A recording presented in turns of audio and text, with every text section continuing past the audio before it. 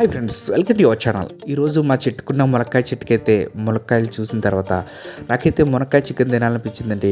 చాలా ఫ్రెష్గా ఉన్నాయి. వీటిని అయితే మనం బాగా అయితే కట్ చేసుకున్నాం.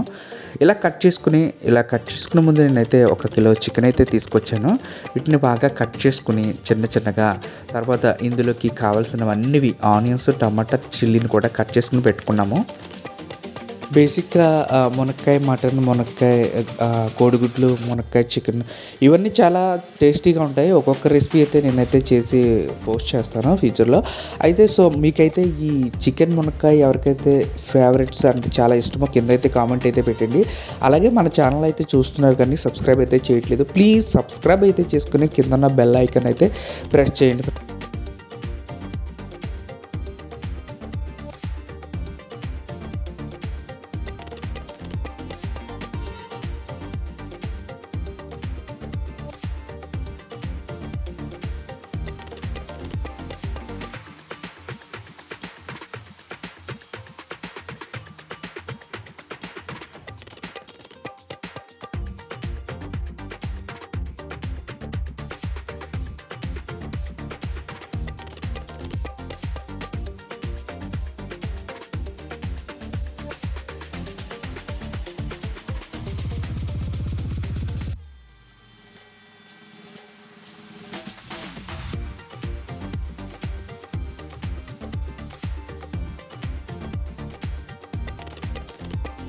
ఇప్పుడైతే స్టవ్ అయితే ఆన్ చేసుకుని ఒక బాండీ అయితే పెట్టుకుంటాం.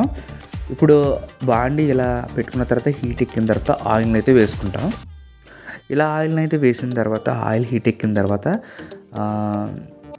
గ్రీన్ చిల్లీని అయితే వేసుకుంటాం. తర్వాత ఆనియన్స్ కూడా వేసుకుంటాం. తర్వాత వీటిని బాగా ఫ్రై చేసుకుంటూ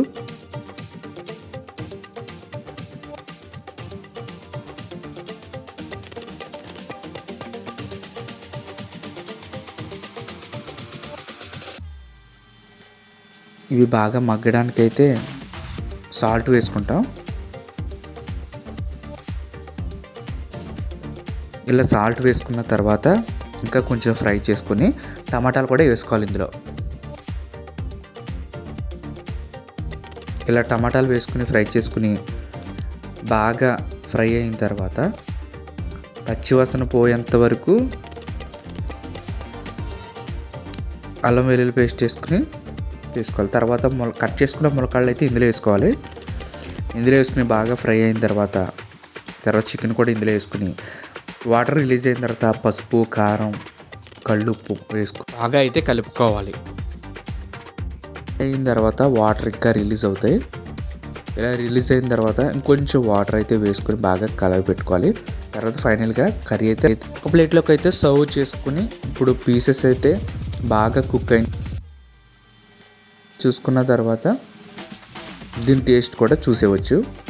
ఇప్పుడు టేస్ట్ చూద్దాం. ఇదిగో మునక్కాయ